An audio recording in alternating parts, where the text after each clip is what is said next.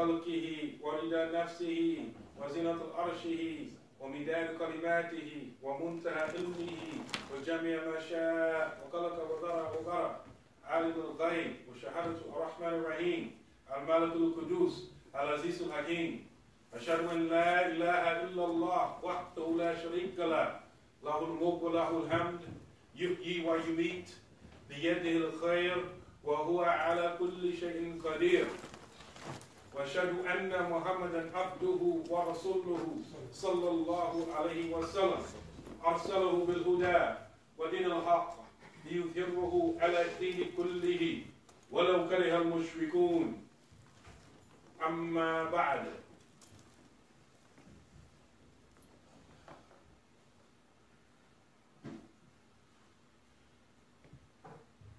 فقال رسول الله صلى الله عليه وسلم خير القرون قرني ثم الذين يلونهم ثم الذين يلونهم خير القرون أو خير أمتي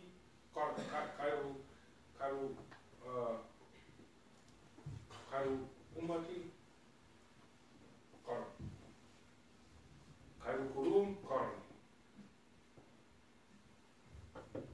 ثم الذين يلونهم ثم الذين يلونهم. Alhamdulillah, we praise Allah subhanahu wa ta'ala, send peace and blessings upon his beloved Prophet Muhammad sallallahu alayhi wa sallam. May Allah bless him and grant him peace. We thank Allah subhanahu wa ta'ala for sending him, Prophet Muhammad sallallahu alayhi wa sallam, to guide us, to show us how to implement Al-Quran by means of his sunnah. And not only that, he didn't only send us Prophet Muhammad sallallahu alayhi wa sallam as a guide, but he sent Prophet Muhammad sallallahu alayhi wa sallam as the best teacher, the best mu'allim. He sent him as the best teacher. Because anybody can have information and transmit that information, but not have the ability, they may or may not have the ability to build anything with that information. The Prophet sallallahu alayhi wa sallam, Allah blessed him not only with the guidance, not only with the ability to transmit the information, transmit the revelation, but he blessed him with the ability to raise up and build other human beings. That's hard. Think about how hard it is for you to get yourself to do something that's right. Think about it. There's certain things that each and every one of us know that we should be doing that we're not doing. Or things that we shouldn't be doing that we're doing. And it's hard to get ourselves to do the right thing. Imagine how hard it is to get someone else to do the right thing. When we already know how hard it is to get ourselves to do the right thing. Not only that, the Prophet sallallahu alaihi wasallam was blessed to get or train other people to do the right thing. 124,000 of them. The Sahaba, his companions.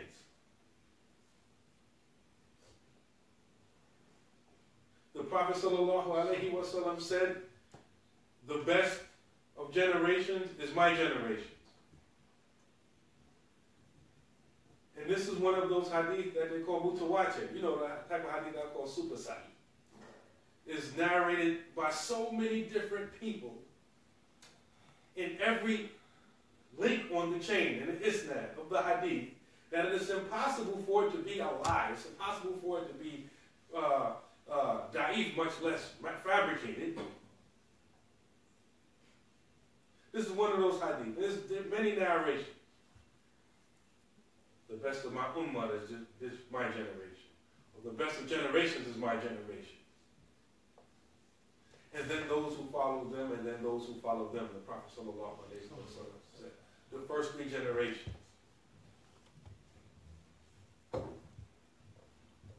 The Prophet sallallahu alaihi wasallam raised perfect,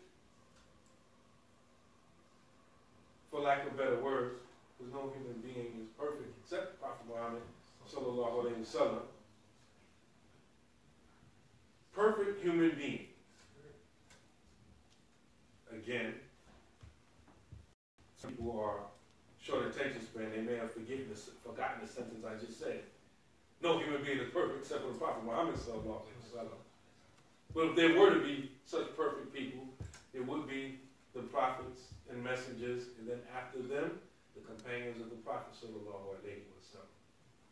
Even those companions who didn't spend a lot of time with the Prophet sallallahu alaihi wasallam have a high status.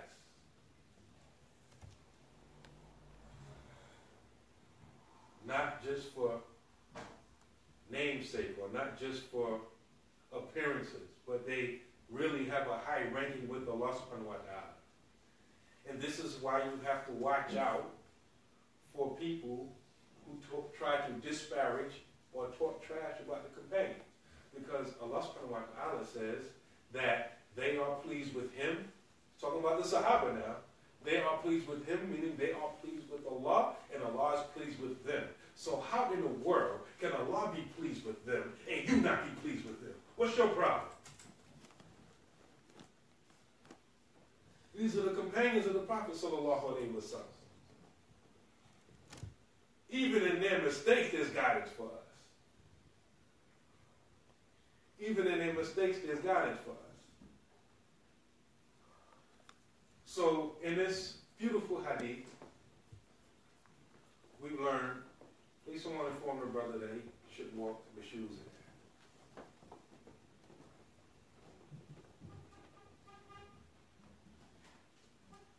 The worst of the companions of the Prophet sallallahu alaihi wasallam is better than the best of us. Like we're living in some degenerate times. The times we're living in, there's some people like real degenerates. And in light of all the things that are going on in the world now, it reminds me of a hadith of the Prophet sallallahu alaihi wasallam. That was narrated on the authority of Hashim ibn Yahya. And Hashim ibn Yahya, qala Rasulullah sallallahu alaihi wasallam, kama takununa kadhalika ya'ummaru alaykum. The Prophet sallallahu alaihi wasallam is reported to have said that you are, in other words, the way you are is the way of those over you. In other words, leaders come from among you. The reason why you have leaders the way you have them is because of the way you are. Think about everything that's going on now. Regardless of whether you're looking at the last presidential election, regardless if the popular vote or the electoral vote means more to you, because we know the one who lost had a slight, ever so slight victory in the popular vote. But the real movers and shakers, the one who really elected their so-called president, pay attention to the pronoun used there, president, this was a man who it came out, exposed, and I'm not going to use the language he used, but grabs women by the private parts. You know what I'm talking about? It came out. He didn't say it's a lie. I didn't say it. Or I make tauba, oh, please forgive me. Yeah, I said it. Just locker room talk. That's how we talk. Grab women by the private parts. Believe it or not, because people watch these Juma khutbahs we giving, not only here in this masjid, but all around the world. A lot of times they can't believe what's going on. Women supported him. Feminists supported him. The ones who claim to be about women's rights. They were even on TV saying with t-shirts, the shirt said, hey, you can grab my private parts. They ain't say it like that. Women. This is a degenerate time that we're living in. And they elected him as their leader.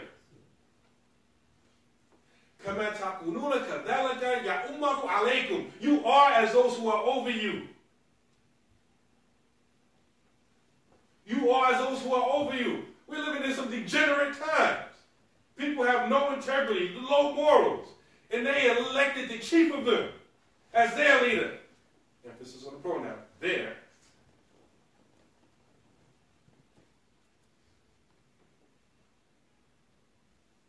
That's their leader. Someone who likes to grab women by the private parts. And every day is just a competition to see if he could do something more outrageous than he did the day before. But this is who they want. And this is who they still want even after the fact. There's no buyer's remorse.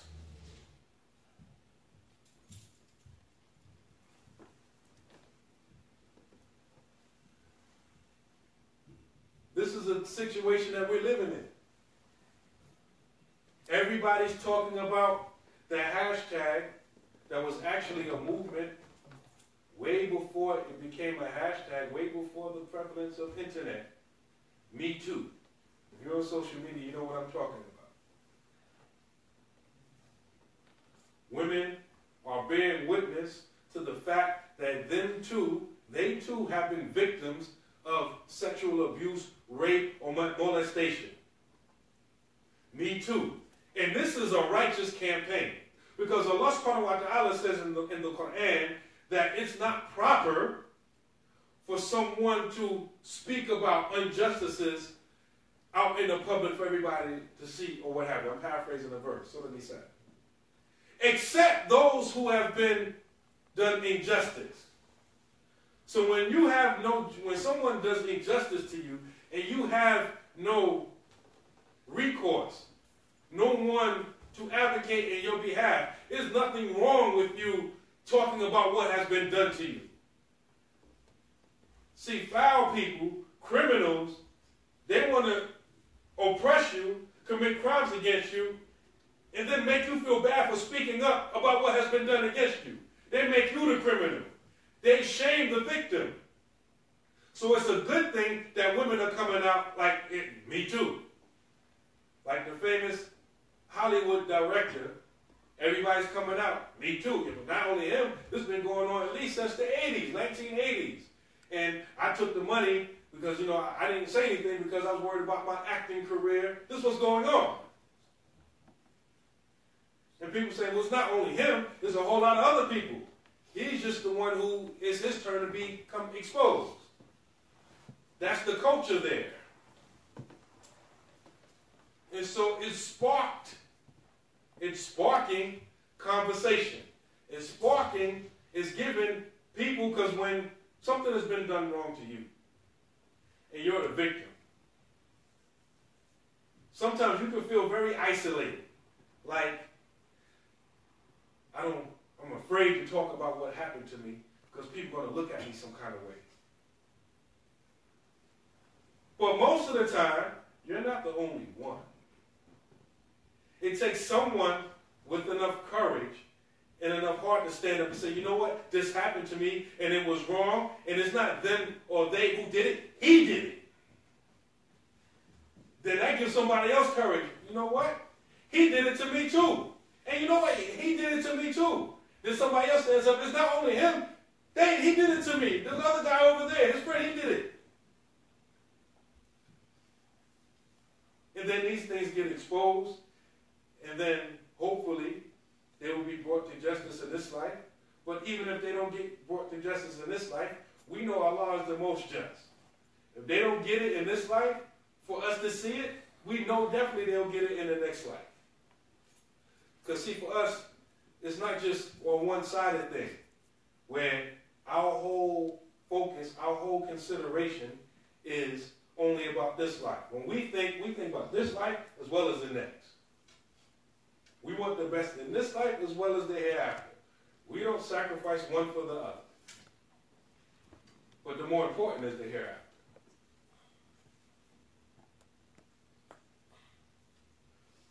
So this is our current situation. And as the Prophet ﷺ said, it's going to get worse.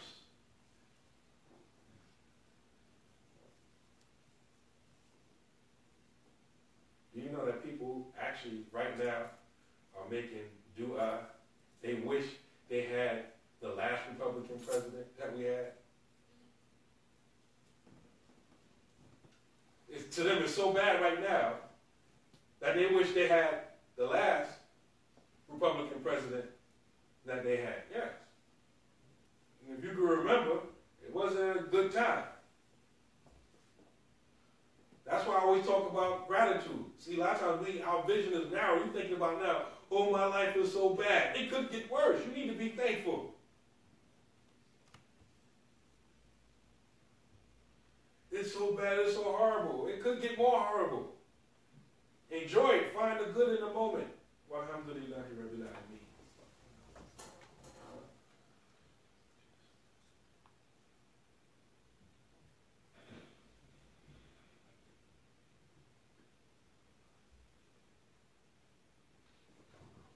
Alhamdulillah. Alhamdulillahi Rabbil Alameen. Wa afdalu salatu wa atamu taslim. على سيدنا محمد وعلى آله وصحبه أجمعين ورضي الله تعالى عن السادة التابعين وعلماء العاملين وأئمة الأربعة المجتهدين ومقلدين إلى يوم الدين أما بعد. Alhamdulillah, we mentioned the hadith of the Prophet sallallahu alaihi wasallam, where he said, the best of my ummah, the best of my community, my nation, is my generation, and then the generation that follows them, and then the generation that follows them. I want to, inshallah, zoom in, and I'm only scratching the surface and really not even doing that, with one of these great magnanimous figures from amongst the Sahaba. Her name is Asma bint Abi Bakr. Asma, the daughter of Abu Bakr. May Allah be pleased with her. We always hear about the other daughter of Abu Bakr, the younger one, Aisha, radiallahu ta'ala anha. May Allah be pleased with her. Asma, she's the older sister of Aisha. They have different mothers. Same father, obviously, Abu Bakr, different mothers. In this society, now think about this. In this society, that person or those two sisters will be called half-sisters. That's nowhere in Islam. That's not even Islamic. Half-sisters. And we need to get that kufr out of our head. Because that mindset of half-sister, half-brother, gets into the minds of our children, and it creates division in the household, and we don't even know where it comes from. Because you only half, you ain't the whole thing. That's not even Islamic. If you have one parent the same, your brothers and sisters, period, full stop. That's Islam. Do you know in West African societies, like the Gambia, cousins, they refer to each other as brother and sister. You be like, that's my sister. And then later on in the conversation, her mother or his mother, father, I thought you were sisters. You don't have the same parents? No. Then you dig in, they cousins. But think about the difference between our society and their society. Here it is, you got the same mother or the same father, you only have. Here it is, they don't even have the same parents, and they consider brothers and sisters.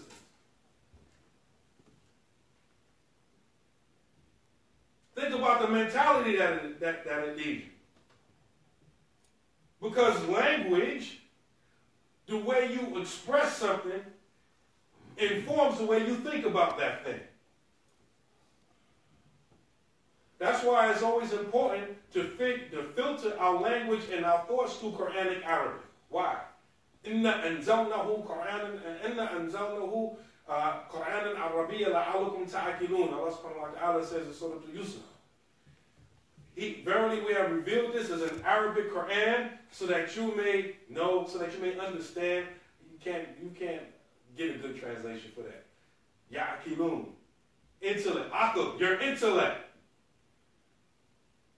This Arabic Quran will affect and inform the way you think about things. That's why it's important that when you speak, when you think, you have to make sure your speech and your thoughts are consistent with the Quranic Arabic.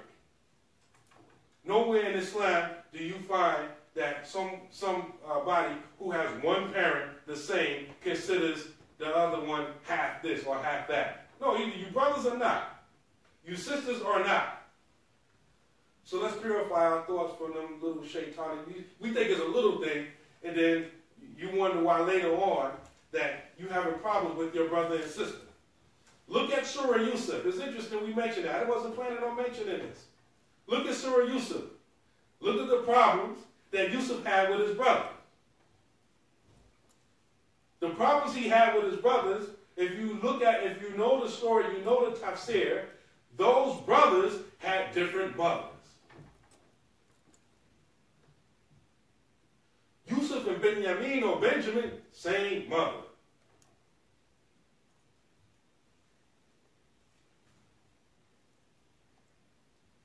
So Asma, Aisha, they were sisters. The whole point, we don't say they have sister stuff. They were sisters. And Asma, as we said, was a little older. And when you look at all of Abu Bakr's family, they were like, you know how you say the first lady or the first family? Abu Bakr's family was like the second family. You might even say first family because they was intermarried, as you know. The Prophet sallallahu alaihi wasallam married Aisha, the daughter of Abu Bakr. But Asma, who was married to Zubair ibn Awam. Zubair ibn Awam was one of the 10 companions promised paradise. In your mind, if you don't already know, you should be putting together a family tree in your mind. Asma, Aisha, sisters. Their father, Abu Bakr. The Prophet's wife, Aisha. Asma's husband, Zubair ibn Awam, one of the 10 companions promised paradise. When you read the hadith where the Prophet ﷺ tells that, it's not too wordy. Zubair fil Jannah, Khalas. Zubair fil Jannah. Zubair is in paradise. So you have Asma being married to Zubair, one of the companions who were promised paradise. Just to mention a few things about her, and we should take lesson from this. When they were making hijrah from Mecca to Medina, she was the one bringing information and food to them while they were hidden or hiding in the cave. And she got a nickname because of that, because she had to take her waist belt and rip it in two in order to carry the food and to cover her tracks in that secret journey. One time, Abu Jahl, who was one of the leaders of Quraysh, came to the house because there was a warrant. They had a warrant for their arrest. And just imagine in this society, because a lot of times we can't jump 1,400 years back to get we can't appreciate the situation. Just imagine two people was on the FBI most wanted list, and they were considered armed and dangerous, even if they didn't have any weapons, and they were black, and this took place in America. I'm going to drive it home for you. Like they used to do in the old Western days. Wanted, dead or alive, and they put a line through alive. So in other words, we want them, but we prefer them dead, but we'll take them any way you give them to us. The reward for each of them was 100 camels. The Prophet sallallahu alaihi wasallam and Abu Bakr. Abu Jahl comes to the house, Abu Bakr's house. Asma answers the door. Where's Muhammad and your father? I don't know. He interrogates her. He slapped her. And if you know anything about Arab culture at that time, that's low. Like now you see YouTube videos of dudes fighting girls and half of them getting beat up by the girls, and it's okay. That wasn't even noble 10 years ago. You would get no respect until you fighting a girl. And losing, oh my God. Well, 1,400 years ago, that was like utter anti-manhood. You slapping a woman. But this is how serious the situation was. He slapped her so much that she started bleeding. And this man had all the power, all authority at his fingertips. Do you think she said, oh, wow. They right there in the cave, I can show you where they at. Did she start stitching? No. She held it down. That's Asma, the daughter of Abu Bakr. Look at the strength of that woman. Here it is, you got athletes that won't even take a knee in support of anything. They got money and all this kind of thing. They won't take a knee. Half of you won't stop watching. You should have been stopped watching even before. Yeah, I'm saying it in a sports town. Anybody who knows the history of the Roman Colosseum and what, for lack of better words, the entertainment, that type of entertainment was for, if you know this and still watch it, subhanAllah. For those who don't know, of course, okay, you can't blame somebody for not knowing. It's just entertainment. I like sports. All right, alhamdulillah. But know better. You know what the Roman Colosseum represented. And you know that these stadiums is designed and patterned after the Roman Colosseum, and you still give it your money, and you still give it your time. That's a shame. It's embarrassing. And anybody I know who I know they know better and they still watch it, my respect for them go down a little bit more. But now on top of it, you know, okay, you don't know the history. All right. Here goes one player. He says, you know what? I'm going to try to, you know, protest the brutality that's taking place. My people being killed. And he half white. My people being killed. I'm going to try to protest, use my platform and my fame to say something about it. And half people won't even hold him down. Not even half his people who play with him. It ain't like the good old days with, you know, Muhammad Ali, you had all the other people standing with him when he didn't go to Vietnam. Nah, these people was getting out speaking against him.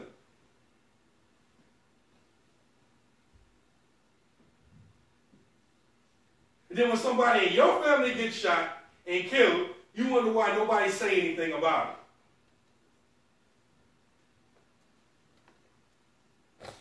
So here it is, we mention that because here it is, nobody's talking about protesting. Nobody's talking about fighting. Nobody's even talking about doing anything. Just take a knee, don't watch it, or whatever the case may be, whatever your situation is, and people can't even do that. That's nothing. It don't cost you nothing to do any of those things. Except if you're one of the players, it may cost you your contract. It may cause you to not get signed like him. But here, Asma had everything against her, no protection. The male members of her gone. The only one who's left behind with her is her grandfather, who's not Muslim, and she's confronted directly by the head of society. See, a lot of us talk trash about what we would do and could do if something happens to us. Well, imagine if the chief, the boss, came to you directly, didn't send no middleman, and looked you straight in your eye and was like, listen, you going to do what I want to do or what? A lot of people talk trash about the president and all that, but the president came to you right now in front of all your buddies and say that stuff you were saying before. And you know, behind them, the Secret Service, and you got the FBI, all that kind of stuff. Oh, you're going to start stuttering. I'm just afraid. I didn't mean it. I was just talking from people, you know how we get. Asma stood up, and she took it and didn't give her father up. And she defended her father against his father, her grandfather, who wasn't Muslim at the time, Kuhafa. Say, your father left you with no money behind and all this stuff going on, you ain't got no money. You know what she did? She took some rocks, covered it with something to pretend like it's gold or wealth. And because he was blind, her grandfather was blind, and put his hand on it and said, they didn't leave me with no money. They left me with something. Look how she's holding it down. Oh, I forgot to mention, she's pregnant at the time. Asma's pregnant. And then she finally makes hijrah. And she gets right to the outskirts of Mecca, to Quba, and she gives birth to her son, Abdullah ibn Zubair. Abdullah ibn Zubair. Subhanallah. Subhanallah. About Abdullah ibn Zubair, Aisha radiallahu ta'ala anha said that, Asma herself, she said that he was the first child born in Islam. Now you can't take that literally. What that meant is, because see, the Sahaba, they looked at themselves really being able to establish Islam when they made hijrah to Medina. In other words, they were Muslim before that in Mecca, the 13 years. But, okay, now it's we here in Medina. We're running the society. We're in control. This was the first child born in Islam. That statement is in Bukhari.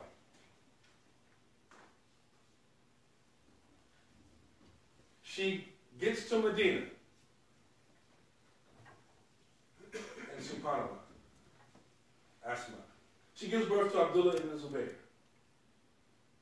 one of her sons. SubhanAllah. I'm looking at the time, and so we're going to need to wrap up. But Abdullah ibn Zubair, he became one of the rulers, one of the caliphs. A lot of you don't know this. After the time of the rightly guided caliphs, a lot of people from many of the provinces, including Mecca and Medina, the area that we call Hijaz now, they gave him bay'ah. They gave him the oath of allegiance. And they supported him over Bani Umayyah. This is like the remnants of the fitna, what the disbelievers call the first civil war in Islam. And then the deep thing about fitna is, see, when we use the term fitna, we say, I can't stop starting fitna. Well, fitna, when you properly use the word fitna, see, fitna, right and wrong ain't always clear. It's a lot of confusion. You're not sure what position you should take. And it's fitna, this contention. That's fitna. Because you had Muslims fighting each other. And you had Sahaba on both sides. That's fitna. Even some of the Sahaba didn't know what side to take. And in hindsight, we could easily say what the right side was.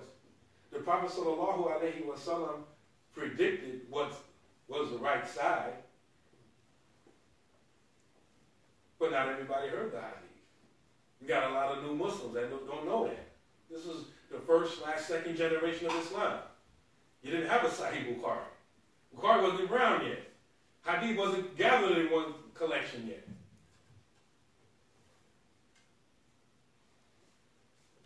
He gave many indications. He didn't say such and such is going to happen, and so is going to happen, and then this is going to be the leader, and that's going to be the leader, and that leader is going to be the right side. He made statements like, he told to Ammar bin Yasir, you will be killed by the wrong side. So it was major fitna. It was major fitna.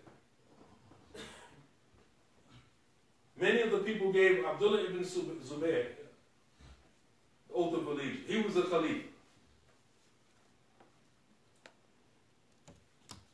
And the people who actually had greater numerical authority, Bani Umayyah, obviously didn't like that. They fought against him. And they took siege, they did a siege on Mecca. You know the history of the Kaaba. You know, one of the times the Kaaba was damaged. That was one of the times the Kaaba was damaged. It was damaged by a fireball from a catapult. It was because Hajjaj, one of the tyrants in this ummah, was fighting against Abdullah ibn Zubayr. And he was killed in that battle.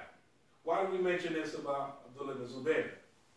Because right before the final hours of his life fighting that battle, he came to his mother, Asma.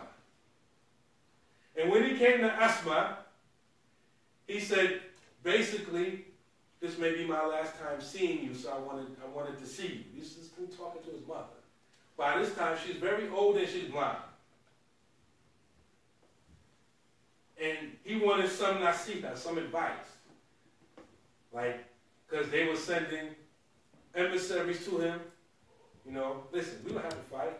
I'll break you off with this amount of money. You can retire peacefully. Just give up. And a lot of his people abandoned him. There's a lot of lessons in this. I wish I didn't spend so much time in the first part of the khutbah. Because a lot of times when you take the right position, people abandon you. Because being right don't always mean, most of the time it means very few of you. People abandoned him, including, he said, even some of his own family abandoned him. Asma then said, oh, my baby, I don't want to miss you, just give up so you can live with me. She said, no. If what you're doing is right, you believe you are the truth, you need to continue fighting, even if you die. And how would it be if you gave up now, when all of the people who fought with you up until this time that had already died, how would it be for them? When they fought and died and you gave up and they following you. This is what she told her son right before he was about to die. And it was more long and more eloquent than that. But basically, she said, let me hug you so I can, because she couldn't remember, she couldn't see. So let me touch you so I can see you, so I can smell you and touch you for might be our last time together. And she hugged him, and she felt what might be like to us a bulletproof vest. He had on an armor plate. She said, what's this? It was my armor plate. It's like, that's not how somebody dressed that wants to be a shaheed. No, take that off. So he took it off. Then she said, instead wear this type of undergarment, just in case you get killed so your awra, your private parts won't be exposed. This is what a mother's telling her son. This is a real mother. Most so-called real mothers in this day and age, they don't care what's good for their son in this life or their hereafter, long as they physically with them. Even though being physically with them could mean that they don't have good education, they don't have good morals, they don't have good upbringing, they don't care as long as you're here physically with me. So this is what Asma told her son. And then Abdullah said, don't neglect me in your dua. Then she made dua for him. And then he left, and a few hours later he was dead. And then the ruler came to Asma, the one who was fighting, the Hajjaj, came to Asma. And Hajjaj, there's a lot of hadith about him. We don't have time. He wanted to break her. So she killed, this man is a Muslim killing Sahaba. Just think about that. He went to her and tried to break her. Instead, she narrated a hadith. She said, we heard from the Messenger of Allah sallallahu alaihi wasallam that there's going to be a liar and a destroyer from Thaqifa. Because he was from the tribe of Thaqif. He said, we've seen the liar, talking about Musaylama, and you the aggressor or the bloodshedder, you.